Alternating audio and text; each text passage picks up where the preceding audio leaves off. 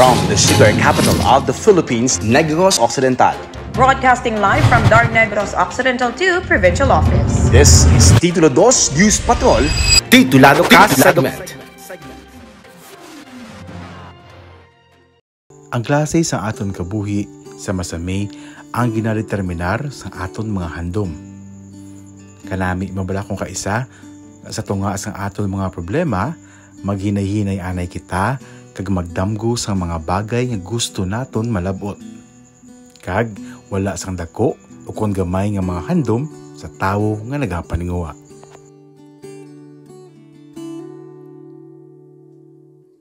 Mga ka-partners, sa subong nga edisyon sang aton Titulado Ka segment, aton updan ang isa ka sa 64 anyos nga iloy sa isa ka importante nga adlaw nga iya madugay na nga ginahula. Ini ang istorya sang katumanan sang handom ni Nanay Maria Carmelita Pastera sa Hacienda Kahilamunan, Barangay Nato, Banwa sang La Castillana. Si Nanay Carmelita ang bugal sang iya tatlo kang mga kabataan. Iya ginpaninguwaan ang pagpadako sa ila, apisar nga siya isa ka single mother. Sa iya panaysayon, hindi mahapos ang magpundar sang isa ka pamilya nga wala sing katuwang sa pagpangabuhi. Mabudlay man apang suno sa iya, kayang-kaya basta para sa iya mga kabataan. Ako gani si Maria Carmelita Pastera nga taga Hacienda Kahilamunan, Barangay Nato. Isa ka single mother, may 3 ka bilog bata, 2 lalaki, 1 babae. Ang 2 ko ka lalaki nang at sa Manila, pero nakatapos man siya sa ilang pag-eskwela. Isubong okay nang ila pangabuhi sang isa ko ka bata nga ay lang di sa akon sa Hacienda Kahilamunan man, okay man ang pangabuhi.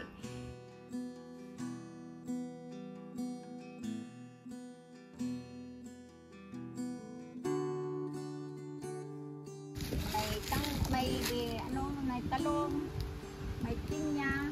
Ano nga akon nga certification sang 2016 nga ginatag sa ako ni Governor Marañon, outstanding single mother practicing agriculture.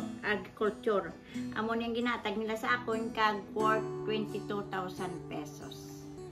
Tuman man ng iya kalipay sang siya ang nahatagan sang duta pinagi sa Comprehensive Agrarian Reform Program o CONCARP sa Department of Agrarian Reform. Dako ang iya pagpasalamat bangod ang ini nga programa ang nakabuligid sa iya pagpundar sang iya palang abuhian.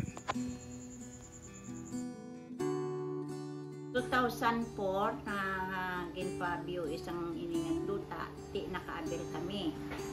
Ti sa nakabuligid sa ako ni as membro kag sa ako nga posisyon sa among nga asosasyon.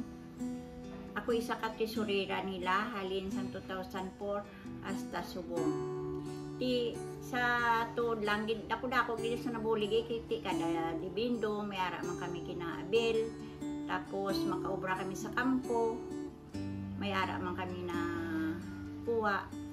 Dako gis na bulig ti amo ni subong guro nga naka paano man ko sa akon nga balay nakapaobra kay sa una kamalig lang ni sa mong. Sa karon, mayara na kampo, talamnan, kag gamay nga babuyan si Nanay Carmelita. Apang suno sa iya, may kulang gihapon. Ano ayan? Balik naman di patapon. Manamog. Amo diyan akong feeding. Ang duta, ginapala, ginapiko. Kung pisan ka, kaya kuya mapisan, kundi may duta kuya. May tubo ko, may taramnan. May babuyan pa? May babuyan pa. Ang kulang na sa akong sumong boyfriend.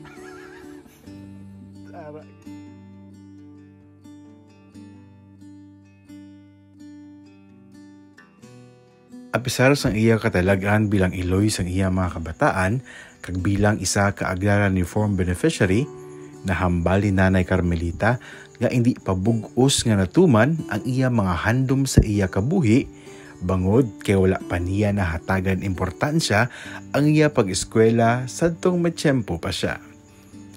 Amo gani nga sa nag-abot ang kahigayunan nga siya ang liwat nga makaeskwela, wala na niya gimbuyan pa ang oportunidad. Nag-eskwela liwat si Nanay Carmelita pinaagi sa Alternative Learning System o kun ALS sa Department of Education. Nga nagabulig sa mga pareho ni Nanay Carmelita kag iban man nga mga out-of-school youth nga makaagom sang husto nga edukasyon. Sang tion nga kami ang naga-istoryahanay, akon gid nakita ang kalipay sa guya ni Nanay Carmelita.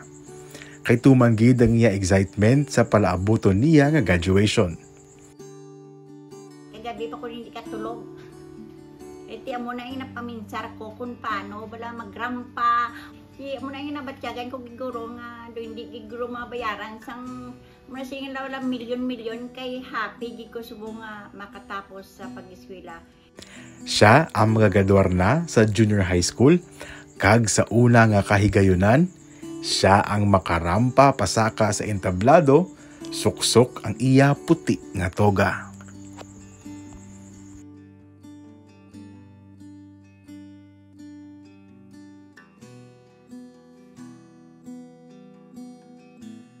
Mga bata ko gina-assist ko sila, ginadunganan ko sa rampa.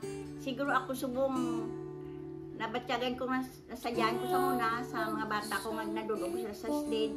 Kag makapungko mga lantaw sila pero ako subong mas sobra pang nabatyagan ko kay makatapos na. Kag nag-abot na gidman ng adlaw nga nahatagan katumanan ang iya mga damgo. Ang adlaw sang iya graduation. Mga kapartners, dali kamo kag updan naton si Nanay Carmelita sa iya pagbaton sang iya nga diploma.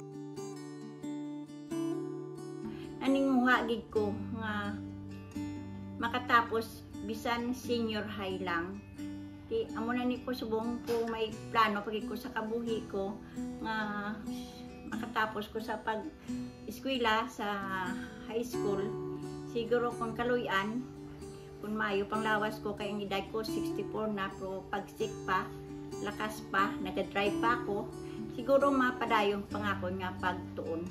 Kaya hindi man diri ang pag-stop sang pagtuon mo hasta nga may lakas ka pa. Hindi upang ang kabudlayan o kun ang kapigaduhon sa atong paglabot sa aton mga handom. Initanan mga pagtilaw lang nga magatakos sang atong pagtuo sa mahal nga Dios. Kag hindi man upang ang edad, agud aton ini matuman. Kabay nga ang istorya ni Nanay Carmelita ang nakahatag sa aton sang inspirasyon sa pagpadayon sang aton mga handom.